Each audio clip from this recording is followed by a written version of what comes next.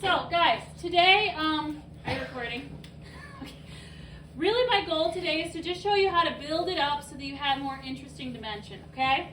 So, if you're at the point where your background is carved down and you have 2 levels, you can essentially create 3 levels by adding clay to your other level, okay? So, you might want to look at your reference and decide if this were a real, whatever it is, what parts of the body would be rounded, would be more popped out than the other parts of the body, okay? So this is an example of one that I have worked on in the past. I had my background carved down, and you can see I've started to build up form with basic shapes, okay? So for example, the body was just a simple oval. I started to build up some forms here so that the feathers would pop out by using coils and circles cut from a slab. Okay, so I've left this one not smoothed out so you can see how to build it up. Start with the basic shapes. Then, once those shapes are builded up, you can start to carve the texture into those basic forms. Okay? If your clay feels like it's starting to get dry, you want to make sure to kind of spray it down as you're putting it away today.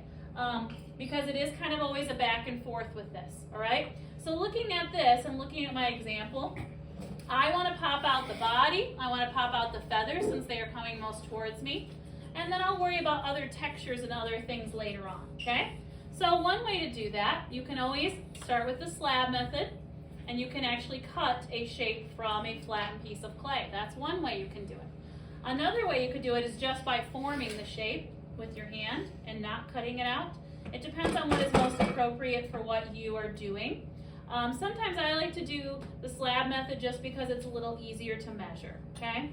So I'm just kind of gauging the size of the shape I would need by having my slab closest to me, okay? And then, of course, you can cut it out and you can continue to trim down, okay? So that seems like a pretty good shape for making the body pop out from the branch because the peacock is on top of the branch, so their body would be posing outwards, okay? Just like with anything else that we've been doing, you have to make sure to score and slip. And you will sometimes lose a little bit of your image when you're doing this additive clay phase. So always keep your reference handy so that you don't get confused as far as what you're doing, okay? So I've scored that. I'm going to take a little bit of slip with the paintbrush here and just attach the 2 pieces, okay? You want to make sure you attach them well, especially because your clay is a little bit dried out because of having carved it. Okay, so notice I'm going to kind of smooth that shape down into the tail so that I get a nice smoother transition from the body of the peacock to the tail feather, okay? Obviously, if the body's going to pop out, the head should pop out as well. And you can get really fancy with this. You can start to work in different levels as well. So this is a very big popped out level, like he's puffing up his chest. The second piece I'm going to attach for the head, I flattened more, okay? So that the head sort of is kind of behind the body a little bit. I'm just going to stick it on there so you can see a little bit, okay? And I would score and slip that, of course. But you can have more than one level, and you can adjust the length of the thickness of your slabs based on how much you want something to pop forward, okay? What I would do next then is start to roll, like you can see little coils here, score and slip those, to kind of help this tail feather to really come forward, okay? So again, I'm considering what my most basic shapes are that I would use here, okay? And I'm going to also build it up little by little, okay? Now you might be looking at it and think, well, okay, that doesn't look very much like a tail, it just looks like a coil. But you gotta remember there's a process here, right? So after I have that builded up and slipped and scored, I would take my tools and kind of blend down some of those edges so it's more of a natural transition, okay? And that would be a good time to use some of your wooden blending tools, okay? And if these were scored and slipped, they would move. Blend them up into the body of the peacock, okay? So as you can see, it becomes more interesting if you work on this level, okay?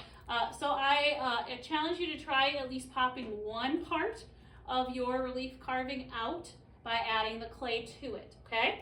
And you might only choose to have that one area pop out based on the perspective, right? Maybe that's the only part that is closest to you based on how you have your image built up, okay? So then here I would start to kind of build up what's going to be the feather eyes of the tail, okay?